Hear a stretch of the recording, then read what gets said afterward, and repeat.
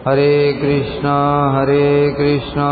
कृष्ण कृष्ण हरे हरे, हरे राम राम राम हरे हरे।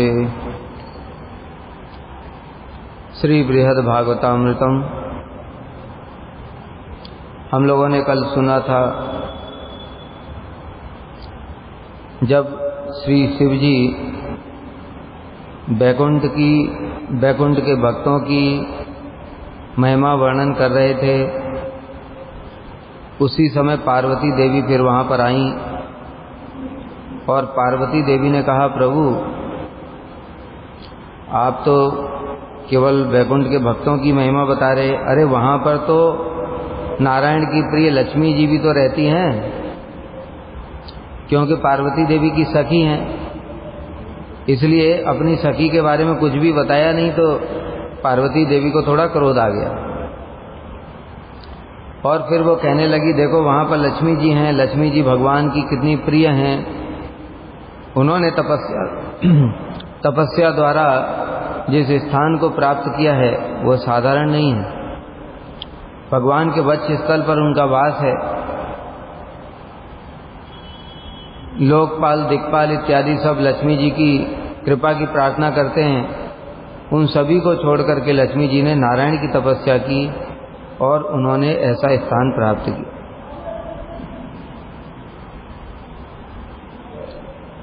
श्री परीक्षित उवाच ततः परमहर्षेण क्षोभितात्म मालपन मुनि, जय श्री कमलाकांत हे वैकुंठ पते हरे, जय वैकुंठ लोके तत्रत्या जयतेति च, जय कृष्ण प्रिये पद्मे वैकुंठ अधीश्वरी त्वपि। श्री परीक्षित महाराज अपनी माता जी को कह रहे हैं, उत्तरा देवी को, हे माँ, शिवजी की बातों को सुनकर के नारद जी को परम आनंद हुआ, पार्वती की भी बातें सुनकर के, दोनों की बातें जब सुनी तो बड़ा आनंद हुआ कि बैकुंठ में ही जाना चाहिए, वहीं पर भगवान के परम भक्त रहते हैं, बैकुंठ में स्वयं नारायण के भी दर्शन हो जाएंगे, उनकी परम प्रिया लक्ष्मी जी के भी दर्शन हो जाएंगे। इसलिए आनंदित हो गए नारद जी और परमानंदित होकर क्षोभित चित्त से उच्च स्वर में कहने लगे, कमलाकांत की जय हो, जय वैकुंठ लोकेति। हे वैकुंठ वासियों, हे कृष्ण प्रिया पद्मे लक्ष्मी देवी, आपकी जय हो, आप वैकुंठ अधीश्वरी हैं, आप सभी की जय हो, जय हो। इस प्रकार से वैकुंठ वासियों की लक्ष्मी जी की महिमा को श्री नारद जी जय दे दे करके वर्णन कर रहे हैं।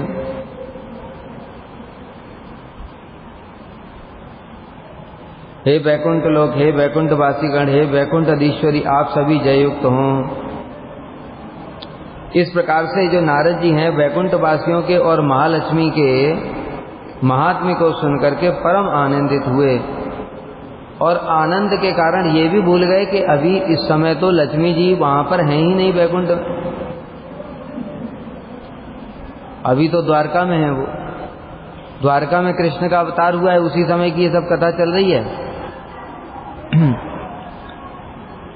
तो इसलिए वो द्वारका वासियों को भूल गए और बैकुंठ जाने की इच्छा करने लगे तुरंत प्रेम के आवेश में, और उन्होंने सोचा बैकुंठ ही मेरे लिए दर्शनीय है, मैं बैकुंठ में नारायण के, श्री लक्ष्मी जी के और अन्य अन्य भक्तों के दर्शन करूंगा। इसलिए हे कमलाकांत कह करके भगवान की स्तुति कर रहे हैं। अतः भक्तों का स्तव करके अंत में लक्ष्मी जी की जय देने के बाद में उनका स्तव कर रहे हैं।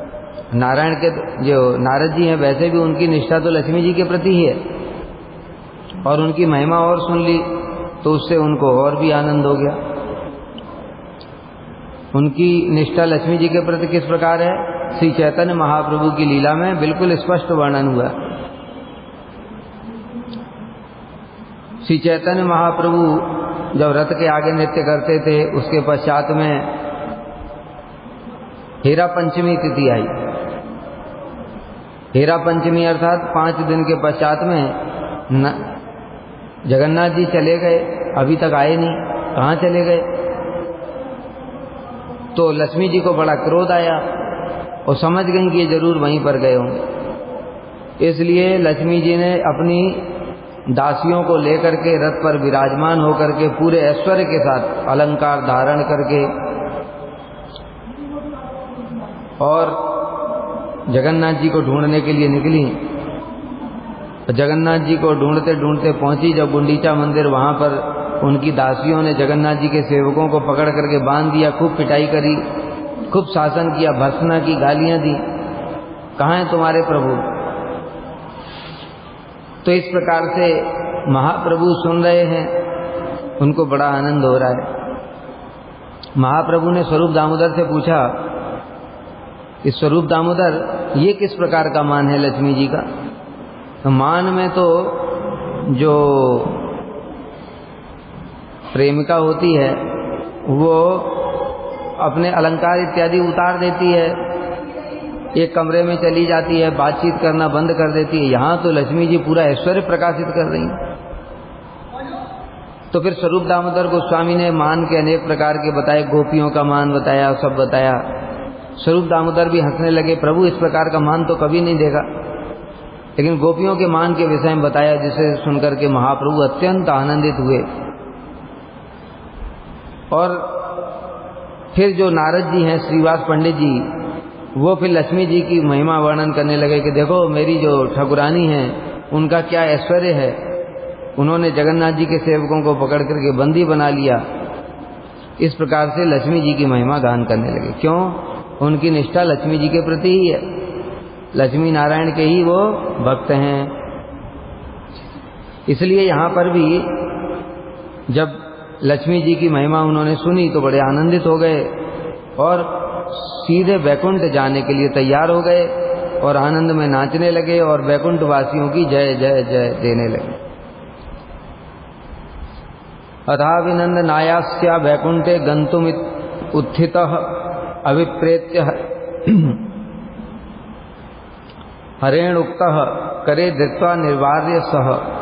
श्री नारद जी यह सब कहते कहते लक्ष्मी जी का अभिनंदन करने के लिए, बताए ना लक्ष्मी जी के प्रति उनकी बड़ी निष्ठा है, इसलिए लक्ष्मी जी की मैं जाऊंगा वैकुंठ में और जाकर के लक्ष्मी जी की खूब महिमा गान करूंगा, उनको प्रणाम करूंगा, इस प्रकार से स्तुति करूंगा। इस प्रकार से सोच करके नारद जी एकदम तैयार हो गए वैकुंठ जाने के लिए। किंतु शिव जी है ना, शिव जी समझ गए कि अब ये वैकुंठ जाएगा, इसलिए शिव जी ने दोनों हाथ उसे पकड़ लिया। अरे रुको रुको नारद, कहाँ जा रहे हो, रुको। शिव जी समझ गए। इसके बाद नारद जी लक्ष्मी जी का अभिनंदन करने के लिए वैकुंठ जाएंगे। मन ही मन नारद जी सोच रहे हैं कैसे लक्ष्मी जी की बहुत महिमा गान करूंगा, आप कृष्ण की परम कृपा पात्री हैं, परम प्रिया हैं, इस प्रकार से खूब प्रशंसा करूंगा। किंतु शिव जी तो हैं परम वैष्णव, स्वयंभू नारद, इसमें भी शिव जी की बड़ी महिमा बताई है। इसलिए शिव जी ने उनकी जब भीतर के भाव को समझ गए तो फिर उन्होंने नारद के दोनों हाथों को पकड़ करके उनको रोका था, रुको, कहाँ जा रहे हो। श्री महेश उवाच कृष्ण प्रिय जना लोकोत्सुकता विहत स्मृते न किम स्मरसि यद भूमौ द्वारकायां वसत्यसौ। अरे नारद, कृष्ण प्रिय जना लोकोत्सुक, कृष्ण के प्रियजनों के दर्शन की उत्सुकता में, उत्कंठा में क्या तुम्हारी स्मृति भी विलुप्त हो गई? तुमको इस समय स्मरण नहीं है कि अभी तो लक्ष्मी जी वहां पर हैं ही नहीं, और न किम स्मरसी, तुमको याद नहीं है यद भूमौ द्वारकायाम वसत्यसौ, कि कृष्ण स्वयं पृथ्वी पर द्वारकापुरी में निवास कर रहे हैं। जब कृष्ण निवास कर रहे हैं वहां पर तो सारे अवतार भी उनके अंदर ही रहते हैं, और जो है उनकी पत्नी है रुक्मिणी देवी, वही तो महालक्ष्मी है। तो तुम वहां कहां जा रहे हो वैकुंठ में? अहो नारद, श्री सनातन गोस्वामी टीका में कह रहे हैं, कृष्ण के प्रियजनों के दर्शन की उत्सुकता बस, क्या तुम्हारी स्मृति विलुप्त हो गई है? आनंद में आदमी भूल जाता है ना, इसलिए यहां पर कह रहे हैं नारद जी को इतना आनंद हुआ कि उनको याद ही नहीं है कि अरे वो तो द्वारका में है अभी। सचमुच इसमें कोई तुम्हारा दोष नहीं है। क्यों? क्योंकि कृष्ण ही ऐसा परम मोहन करने वाला स्वभाव, कृष्ण मोहित कर लेते हैं। वे श्रीहरि और महालक्ष्मी इस समय पृथ्वी पर द्वारकापुरी में वास कर रहे हैं, क्या तुम भूल गए हो? रुक्मिणी सा महालक्ष्मी कृष्णस्तु भगवान स्वयं तस्या अंशावतारा ही वामनादि समीपतः। वो रुक्मिणी ही तो महालक्ष्मी हैं। कहां पर वहां जा रहे हो तुम? वैकुंठ में। कृष्णस्तु भगवान स्वयं, और कृष्ण स्वयं भगवान है। तस्या अंशावतारा, उनके जो अंशावतार हैं वामन इत्यादि, उनके समीप में जो लक्ष्मी देवी विराजमान हैं वह भी उनकी अंश हैं। ये जो रुक्मिणी की ही अंशावतार जो श्लोक है ना, रासोत्सवे अस भुजदंड गिरीत कंठ लब्धा सिताम नायम श्रीअंगौ नितांतरते प्रसाद स्वर्योसिताम नलिन गंध रुचाम कुतो अन्य।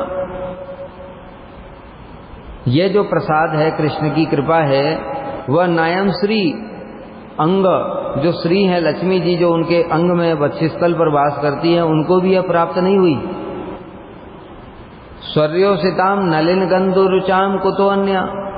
स्वर्ग में वास करने वाली जो देवियां हैं जिनके शरीर से पद्म की गंध निकलती, उनको भी यह कृपा प्राप्त नहीं। तो यहां पर अप्सराओं के लिए नहीं कह रहे हैं, अप्सराओं के लिए नहीं कह रहे हैं ये बात। किनके लिए कह रहे हैं? स्वर्ग में वास करने वाली जो भगवान के जो अंशावतार हैं, जैसे वामन देव हैं, उनकी पत्नियां ये लक्ष्मी की अंश हैं। स्वर्योसिताम, वो स्वर्ग की जो वासिनी हैं, लक्ष्मी की अंश स्वरूपा, उनको भी प्राप्त नहीं हुआ। अरे अप्सराओं के लिए क्यों बोलेंगे? लक्ष्मी जी को तो पहले ही बोल दिया। इसलिए यहां पर कह रहे हैं जो वो विशेष बात है कि लक्ष्मी जी की जो अंशावतार हैं, जैसे सहस्र शीर्षा पुरुष हैं, उनकी पत्नी है, वो लक्ष्मी की अंश हैं। वामन देव हैं, भूपेंद्र भगवान, उनकी जो पत्नी है वो भी लक्ष्मी जी के अंश हैं। तो जितने भी भगवान के अवतार हैं उनमें जो लक्ष्मियां हैं वो भी सब महालक्ष्मी की अंश हैं, उनको भी नहीं प्राप्त। स्वर्योसिताम नलिन गुंदुर कुतो अन्य, फिर बाकी किसी की बात क्या करना।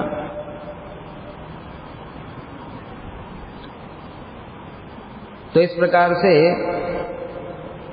जिन उनके अंशावतार श्री वामन आदि के समीप जो लक्ष्मी जी विराजमान हैं, वे भी इन्हीं रुक्मिणी की ही अंशावतार हैं। श्री सनातन गोस्वामी कह रहे हैं, यदि आपत्ति हो कि पृथ्वी पर द्वारका में महालक्ष्मी कहाँ हैं, वहां तो रुक्मिणी देवी हैं, भीष्मक की पुत्री हैं, यह बात सत्य है। तथापि वैकुंठ के ऐश्वर्य आदि इस द्वारका में जिस प्रकार से विराजित हैं उनका वर्णन कर रहा हूं। जो वैकुंठ का जितना भी ऐश्वर्य है उससे ज्यादा द्वारका में ऐश्वर्य विराजमान है। ब्रह्मा जी ने स्वयं जाकर के दर्शन किया था। ब्रह्मा जी एक बार गए थे, द्वारपालों ने पूछा आप कौन हैं? कहते हैं भगवान को बोलो ब्रह्मा आए हैं। भगवान के पास में द्वारपाल गए तो उन्होंने पूछा, भगवान ने बताओ कौन से वैकुंठ, कौन से ब्रह्मांड के ब्रह्मा हैं? तो द्वारपालों ने जाकर के पूछा आप कौन से ब्रह्मांड से आए? तो ब्रह्मा जी सोच में पड़ गए, कौन से ब्रह्मांड से? तो कोई और भी ब्रह्मांड है क्या? मैं तो सोचता था एक ही ब्रह्मांड है, कि मैं ही ब्रह्मा हूं। तो फिर भगवान उनकी बात को समझ गए, उन्होंने कहा आने दो उसको। और जब वो भगवान के सामने गए और उनको प्रणाम किया तो देखा वहां पर अनंत ब्रह्मा प्रणाम कर रहे हैं। एक ब्रह्मा नहीं, अनंत ब्रह्मा प्रणाम कर रहे हैं वहां पर। और किसी का 4 मुख है, किसी का 8 मुख है, लाखों मुख हैं, करोड़ों मुख हैं, और सब वो भगवान को प्रणाम कर रहे हैं। सब ये वाले ब्रह्मा जी को वो सब ब्रह्मा दिख रहे हैं, लेकिन उन ब्रह्माओं को ये वाले ब्रह्मा जी नहीं दिख रहे हैं। उन ब्रह्माओं को और कुछ नहीं दिख रहा है, उनको केवल भगवान दिख रहे हैं। लेकिन ये वाले ब्रह्मा जी को, हमारे ब्रह्मांड के ब्रह्मा जी को सारे ब्रह्मा दिख रहे हैं। और ब्रह्मा जी का तो चक्कर आने लगा देख करके भगवान का ऐश्वर्य। तो इस प्रकार से जो द्वारका है, द्वारका का ऐश्वर्य वो वैकुंठ से भी अधिक है। इसलिए वहां पर शिव जी ये वर्णन कर रहे हैं कि भीष्मक की पुत्री रुक्मिणी देवी वो सामान्य स्त्री नहीं है, वही वैकुंठ की अधीश्वरी महालक्ष्मी हैं।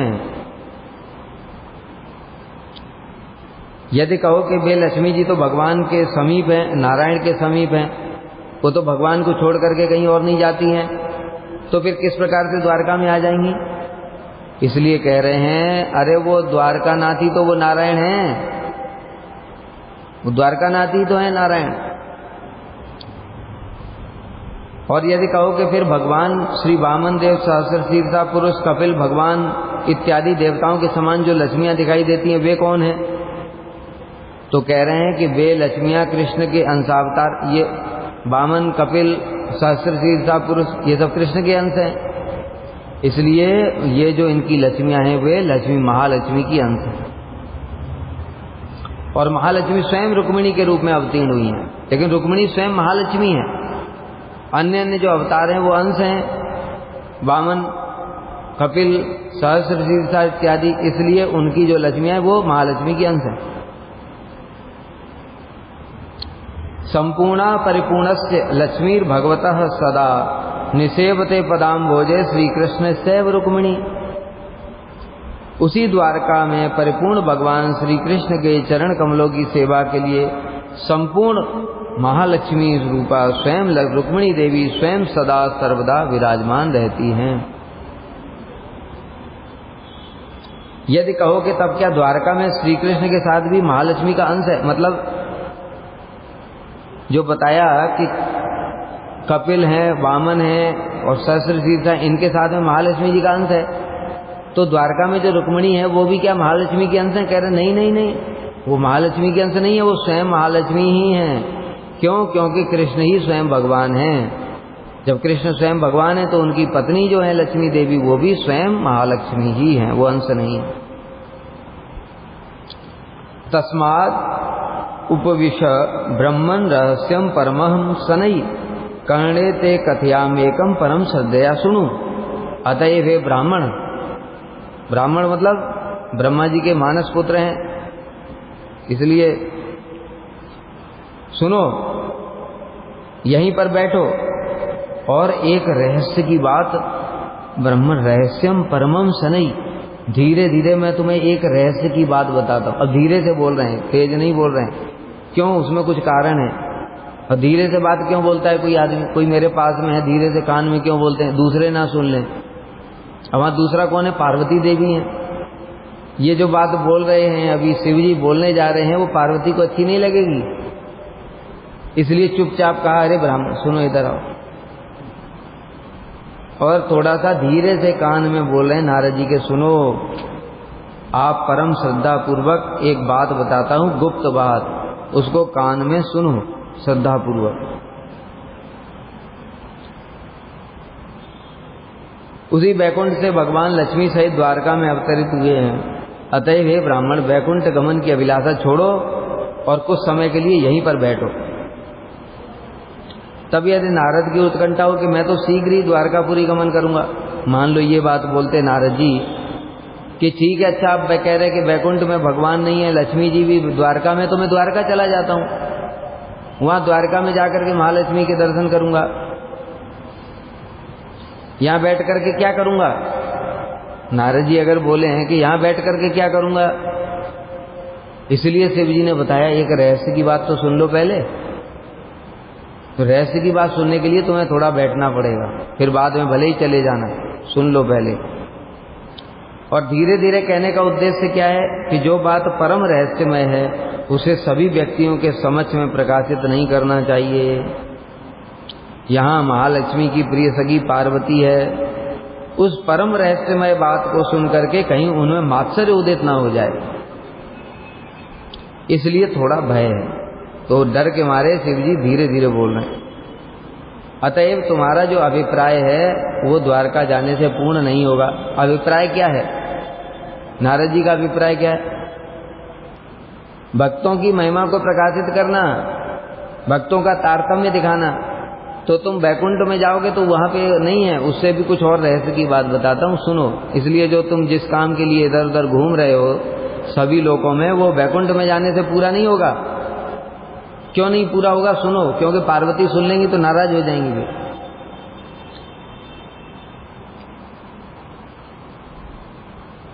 यहां पर परम रहस्य की बात कहने का मतलब यह है कि महादेव अपने से और यहाँ तक कि लक्ष्मी से भी प्रहलाद की श्रेष्ठता को बताने वाले हैं। और ये बात पार्वती को अच्छी नहीं लगी है, लक्ष्मी मेरी सखी है, उससे भी ज्यादा प्रहलाद की महिमा बता रहे हो। कहीं शिव जी से नाराज हो गई तो खाना पीना बंद हो जाएगा। तो इसलिए पार्वती को मात्सर्य हो सकता है, इसी आशंका से कहने जाने वाले प्रसंग को गोपनीय रूप में कह रहे हैं।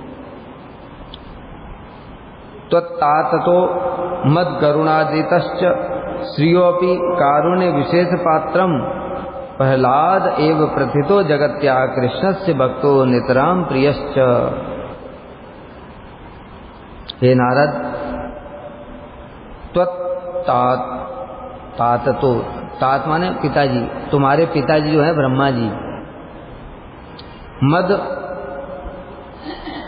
गरुड़ादितश्च गरुड़ आदि पार्षद और मुझसे भी, और किससे, श्रीयों भी, लक्ष्मी जी से भी, कारुण्य विशेष पात्रम, कृष्ण की कृपा के पात्र हैं। कौन? प्रहलाद एव प्रतितो, जगत में, संपूर्ण जगत में ये बात प्रसिद्ध है कि प्रहलाद के ऊपर में जैसी कृपा है भगवान की, वैसी मेरे ऊपर भी नहीं है, लक्ष्मी जी के ऊपर भी नहीं है, गरुड़ के ऊपर भी नहीं है। अतः प्रहलाद ही श्रेष्ठ भक्त हैं, इसलिए तुम वैकुंठ जाके करोगे क्या, ये बताओ? अरे तुम्हें भगवान के कृपा पात्र ही तो प्रकाशित करने हैं, तो वैकुंठ में जाने से क्या फायदा? लक्ष्मी जी से तो प्रहलाद श्रेष्ठ है, तो उनके पास जाओ। अतएव तुम प्रहलाद का ही अनुसरण करो। इसी अभिप्राय से तत् इत्यादि श्लोक कह रहे हैं। मैं तुम्हारे पिता ब्रह्मा, गरुड़, शेष, विश्वक्सेन आदि वैकुंठ के पार्षदगण, यहाँ तक कि लक्ष्मी जी से भी अधिक श्री कृष्ण के कृपा पात्र के रूप में प्रहलाद की ही जगत में ख्याति है। अतएव यही श्री कृष्ण के एकांतिक भक्त और अत्यधिक प्रिय। भगवद वचनानि त्वं किन्नु विस्मृतवानसि अधीतानि पुराणेषु श्लोकम एतम न किम स्मरे। अब शिवजी प्रमाण दे रहे हैं। प्रमाण दे रहे हैं मतलब क्या? सुबेरे जो 6 चीज बताया था उसमें से ये, इसको कौन से में आएगा? ये उपक्रम, उपसंहार, अर्थवाद, अपूर्वता बल, किस में आएगा? ये वो उपपत्ति में आएगा। ये उपपत्ति क्या बताया था? युक्ति के द्वारा जिस चीज को सिद्ध किया जाता है। अभी तो शिव जी ने एक बात बोली, क्या बोला? कि तुम भूल गए हो क्या कि जो शिवजी, जो प्रहलाद हैं, वो हम सबसे ज्यादा कृष्ण की कृपा के पात्र हैं। ये बात तुमको याद नहीं है क्या? तुम भगवान के मुख निसृत वचनों को भूल गए हो? क्योंकि शिवजी अब याद दिला रहे हैं नारद जी को कि जब भगवान प्रकट हुए थे वहां तुम भी थे, मैं भी था, लक्ष्मी जी भी थी वहां, गरुड़ वरुड़ सब थे। उस समय क्या हुआ था याद करो। ये युक्ति के द्वारा अब शिवजी प्रमाणित कर रहे हैं। क्या युक्ति के द्वारा प्रमाणित कर रहे हैं? कि प्रहलाद हम सबसे श्रेष्ठ हैं, भगवान की कृपा के पात्र हैं। मुझसे, लक्ष्मी जी से भी, तुमसे भी, तुम्हारे पिताजी से, ब्रह्मा जी भी थे वहां, सब स्तुतियां कर रहे थे, लेकिन भगवान शांत नहीं हो रहे थे। भगवान तो दहाड़ते चले जा रहे थे, सब डर के मारे कांप रहे थे। तब प्रहलाद निर्भीक और निडर होकर के भगवान के पास में चले गए थे, और भगवान की जब स्तुति की उन्होंने तो भगवान शांत हो गए। लक्ष्मी जी गई थी वहां पर शांत करने के लिए, भगवान ने एक दहाड़ मारी, लक्ष्मी जी भागी डर के मारे वहां। कहते प्रभु को क्या हो गया, ऐसा रूप तो कभी नहीं देखा।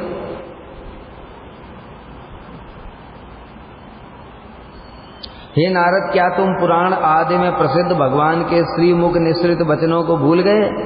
क्या तुमको वह प्रसिद्ध श्लोक स्मरण नहीं है? उसको स्मरण करो, भगवान ने क्या बोला था उस श्लोक में। नाहम आत्मानम आशासे मद्भक्तै साधुभिर बिना श्रियम आत्यांतिकीम वापि येषाम गति अहम परा। अर्थात मैं ही जिनकी परम गति हूँ, उन सब साधु भक्तों के अलावा मैं अपनी आत्मा तथा अपनी अत्यंत प्रिय लक्ष्मी जी की भी कामना नहीं करता हूँ। ये बोला था उस समय भगवान ने, याद करो। नारद जी को याद दिला रहे हैं शिव। श्री भगवान के वचन है ये, श्रीमद् भागवत में बोल रहे हैं, आत्मानम श्री मूर्तिमपि नाशासे न स्पृहामि नाभिनंदामि न वा, नवम स्कंद में, मैं ही जिनकी परम गति हूँ, उन साधु भक्तों के अलावा मैं अपनी आत्मा तथा अत्यंत प्रिय लक्ष्मी की भी कामना नहीं करता, जो कि मेरी प्राण स्वरूप हैं। भगवान स्वयं कह रहे हैं। यह श्लोक नवम स्कंद में भगवान ने दुर्वासा के प्रति कहा है। वहां पर और भी स्पष्ट कहा है, अहम भक्त पराधीनो है अस्वतंत्र द्विज साध्वीग्रस्त हृदयो भक्तैर भक्त जन प्रिय। हे दुर्वासा, मैं भक्तों के पराधीन हूँ, मैं स्वतंत्र नहीं हूँ, और मेरे हृदय के ऊपर में भक्तों ने संपूर्ण रूप से वश में किया हुआ, मेरे हृदय को संपूर्ण रूप से वश में किया है साधुओं ने, इसलिए वो मुझे अत्यंत प्रिय हैं।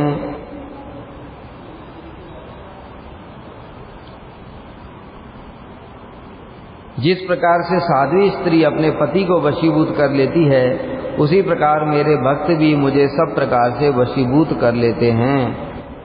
एकादश स्कंद में भगवान ने उद्धव को बोला ही है, न तथा में प्रियतमो आत्मयोनिर न शंकर न च संकर्षणो न श्री नैवात्मा च यथा भगवान। शिव जी श्लोक याद दिला रहे हैं कि इसमें तो पूरा स्पष्ट ही बोल दिया, जो बात शिव जी ने कही थी प्रमाण स्वरूप उसका दे रहे हैं कि देखो उद्धव जी को भगवान क्या कह रहे हैं, हे उद्धव, जितने तुम मुझे प्रिय हो, न तथा में प्रियतम आत्मयोनि, मेरा जो कमल से उत्पन्न है ब्रह्मा, वो भी मुझे उतना प्रिय नहीं, न शंकर, शिव जी भी मुझे उतने प्रिय नहीं, न संकर्षण, मेरा अपना भाई बलदेव भी मुझे इतने प्रिय नहीं है, न श्री, अरे जो मेरे वक्ष स्थल पर वास करने वाली जो लक्ष्मी जी हैं वो भी मुझे उतनी प्रिय नहीं है, नैव आत्मा, अरे इनको भी सब छोड़ो, इन सब की भी बात छोड़ो, एव आत्मा, अरे मुझे अपना आत्मा खुद भी इतना प्रिय नहीं है, यथा भगवान, जितने तुम प्रिय हो। उद्धव जी को भगवान स्पष्ट बोल रहे हैं, तो इसलिए शिव जी ने प्रमाणित कर दिया, ये श्लोक बोलने के साथ ही साथ प्रमाणित हो गया कि जो कह रहे हैं शिव जी कि प्रहलाद मुझसे भी प्रिय हैं, ब्रह्मा से भी प्रिय हैं, लक्ष्मी जी से भी प्रिय हैं, ये बात सिद्ध हो गई, क्यों भगवान स्वयं ही बोल रहे हैं ये बात।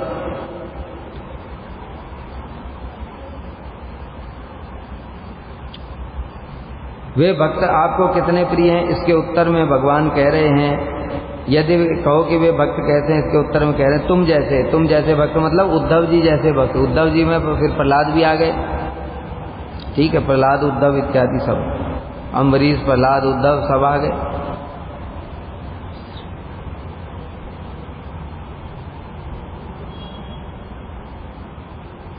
मदादि देवता योनिर निज भक्त विनोदकृत श्रीमूर्तिरपि सायेभ्यो नापेक्षा को ही नौ तो तान।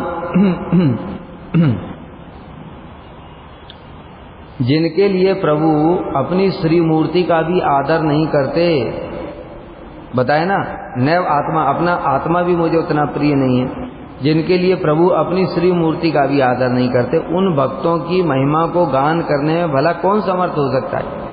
इसलिए मैं जो तुमसे बोल रहा हूं प्रहलाद हमसे श्रेष्ठ हैं, इसमें संदेह मत करो। वास्तव में तो हम भी प्रहलाद की महिमा को वर्णन नहीं कर सकते, हमने खुद अपनी आंखों से देखा था, वहां पे खड़े हुए थे जब शिव जी खड़े थे, शिव जी ने भी स्तुतियां करी थी भगवान की, नरसिंह देव की, ब्रह्मा जी ने भी करी थी, सबने करी थी, नारद जी ने भी करी थी, सब खड़े खड़े देख रहे थे, भगवान का क्रोध शांति नहीं हो रहा था। इसलिए हम उनकी महिमा को क्या वर्णन कर सकते हैं, हमने तो साक्षात देखा है ये बात। किंतु प्रभु की वही मूर्ति हम सभी देवताओं की उत्पत्ति का कारण है। देखो, प्रभु की वो मूर्ति मतलब श्री विग्रह, उसी से हम लोग सब प्रकट हुए हैं। मैं, ब्रह्मा और जितने देवता इत्यादि हैं सब, नारद तुम भी हो, हम सब भगवान से ही प्रकट हुए हैं।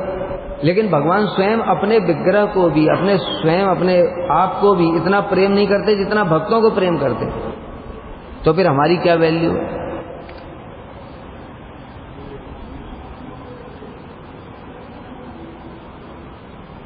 सारार्थ यह है कि रुद्र, ब्रह्मा, इंद्र आदि देवताओं की भी उत्पत्ति के कारण स्वरूप जो भगवान हैं वे भी भगवान के अंश हैं। सब कारणोदकशाही से गर्भोदकशाही, गर्भोदकशाही से फिर ब्रह्मा, ब्रह्मा से फिर शिव जी, नारद जी, ये सब प्रकट हुए हैं। तो कह रहे हैं वो महापुरुष भी भगवान के अंश हैं।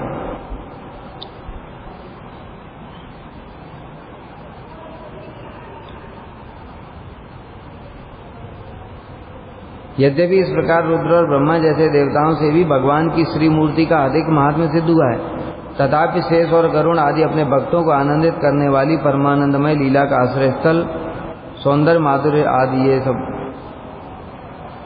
कुछ नहीं। तत्रापि अशेष भक्ता नाम उपमान योदितः साक्षात भगवतई वासो प्रहलादो अतर्क भाग्यवान। और ये जो भक्तों की तो महिमा है नारद, किंतु उन सभी भक्तों में भी प्रहलाद का भाग्य तो तर्क के अगोचर है, मतलब उसको वर्णन नहीं कर सकते हम। स्वयं भगवान ही कहते हैं कि प्रहलाद मेरे समस्त भक्तों में आदर्श स्वरूप है। अब दूसरा प्रमाण दे रहे हैं। पहले तो बताया ये वाला उद्धव जी वाला, न तथा में प्रियतमो आत्मयोनिर न शंकर न च संकर्षणो न श्री नैवात्मा चाहिए था भगवान। अब दूसरा प्रमाण बता रहे हैं, जब नरसिंह देव प्रकट हुए थे तो उन्होंने खुद ये बात बोली थी कि प्रहलाद तुम मुझे जितने प्रिय हो और कोई भी इतना प्रिय नहीं है। अब बता रहे हैं वो श्लोक क्या है। श्री शिव जी ने सामान्य भक्ति तत्व के विचार से अब अपने और ब्रह्मा से भी प्रहलाद के महात्म्य को श्रेष्ठ बताया। भगवान के अनंत भक्तों में भी प्रहलाद का भाग्य तर्क के द्वारा समझा नहीं जा सकता। कैसा भाग्य है कि भगवान ने स्वयं बोला, क्या बोल रहे हैं, सप्तम स्कंद में जब भगवान प्रकट हुए हैं उस समय बोले हैं, भवन्ति पुरुषा लोके मद भक्ता तामनुव्रता भवान में खलु भक्ता नाम सर्वेशाम प्रतिरूप धृक। क्या है मतलब, भवन्ति पुरुषा लोके, हे प्रहलाद ये जितने भी इस जगत में भक्त हैं उन सब के लिए तुम आदर्श हो। भगवान स्वयं बोल रहे हैं कि जगत में जितने भी भक्त हैं उनके लिए तुम आदर्श स्वरूप हो। और मेरे जो जितने भी भक्त हैं वे तुम्हारे जो अनुगत होंगे वही मेरे भक्त हैं, अर्थात उनको ही मैं कृपा करूंगा और किसी को कृपा नहीं करूंगा। इसलिए तात्पर्य यह हुआ कि भगवान ने स्वयं ही स्थापित कर दिया कि जो प्रहलाद के अनुगत होगा वही मेरी कृपा का पात्र होगा, उसको मेरी कृपा मिलेगी, बाकी किसी को कृपा नहीं मिलेगी। और जो प्रहलाद के अनुगत हैं वो निश्चित ही मेरे भक्त हैं, भगवान उन सब पर कृपा करेंगे। अतः मेरे जितने भी भक्त हैं प्रहलाद उनमें सर्वश्रेष्ठ हैं।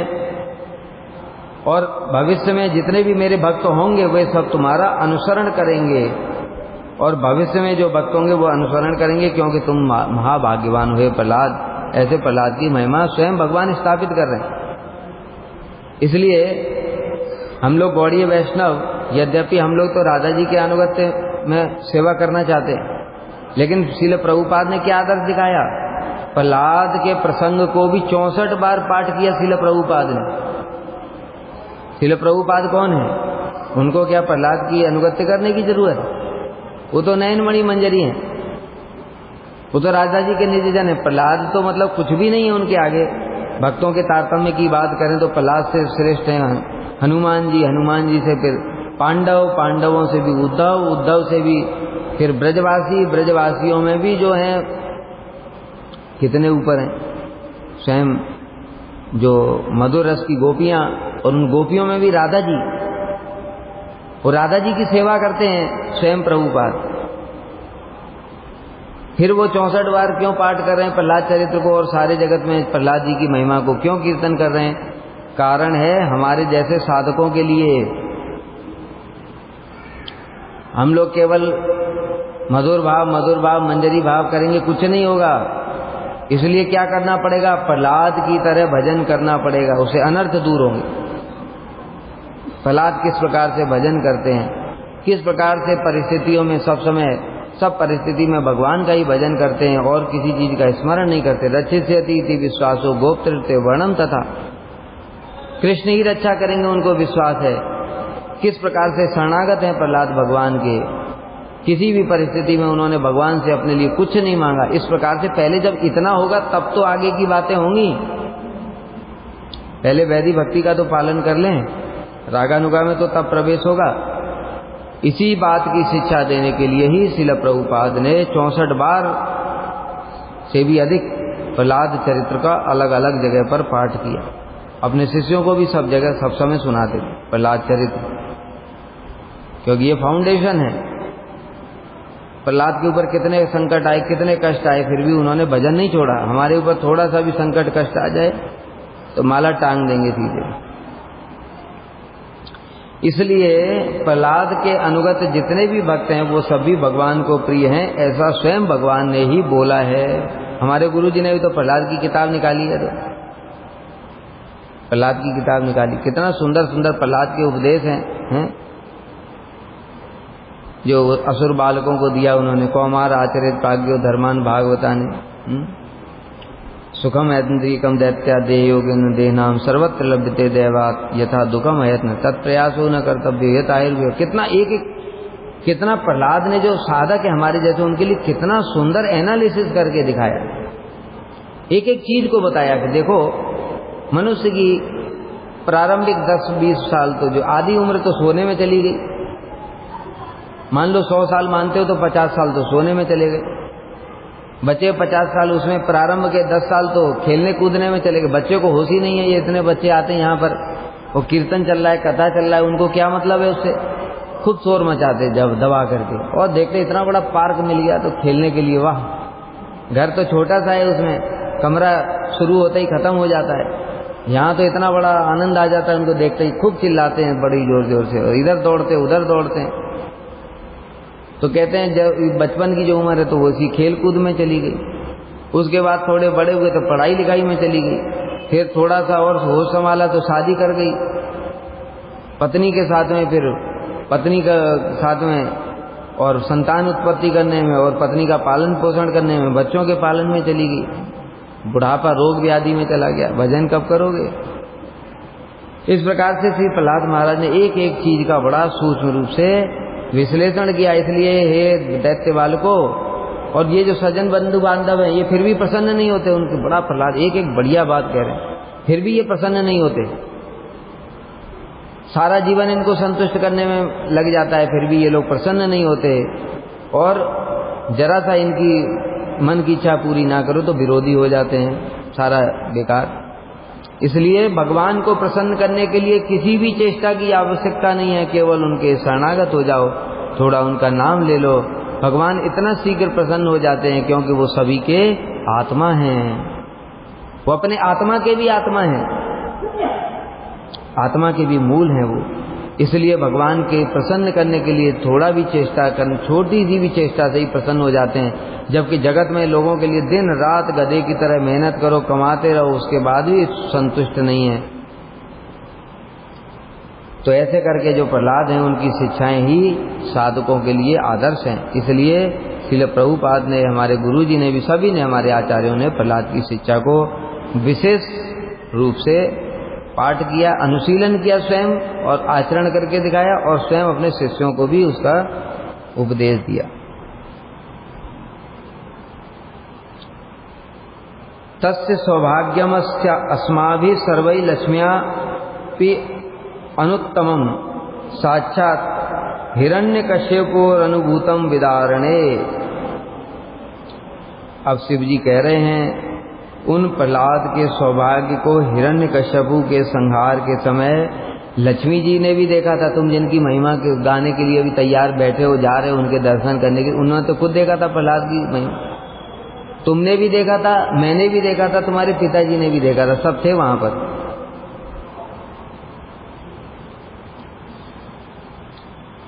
ये बात शिव जी क्यों कह रहे हैं?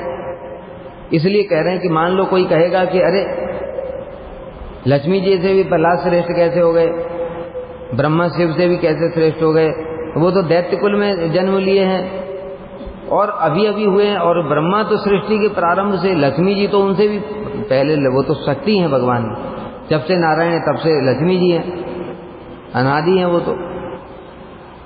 और शिव जी भी पहले ही सृष्टि से ही हैं। नारद जी भी ब्रह्मा के मानस पुत्र, जब सृष्टि शुरू की तभी ये सब इतने। और प्रहलाद तो नारद जी के शिष्य हैं, वो तो इतने नए हैं, तो फिर ये हमसे श्रेष्ठ कैसे हो गए लक्ष्मी जी इत्यादि से। तब शिव जी ने इस आशंका से ये कहा कि किसी के मन में ऐसी आशंका ना हो, इसलिए उसको क्लियर कर रहे हैं कि देखो प्रहलाद का सौभाग्य अति उत्तम है, नए होने से कुछ भी नहीं होता है। हम लोगों ने तो अपनी आंखों से देखा था, जब वहां पर हिरण्यकश्यपु का वध कर रहे थे भगवान, और हिरण्यकश्यपु को चीर फाड़ करके फेंक दिया, उस समय भगवान बड़े क्रुद्ध हो गए थे और दहाड़ मार रहे थे। ऐसा लग रहा था कि सृष्टि का अंत हो जाएगा, प्रलय का समय आने से पहले ही प्रलय हो जाएगी, ऐसा लग रहा था। और उस समय जब हम लोगों ने देखा था तो देखा कि कोई भी शांत नहीं कर पाया भगवान को। अगर हम लोग श्रेष्ठ होते प्रहलाद से, तुम भी तो थे वहां, गुरु जी, नारद जी तो गुरु जी है ना।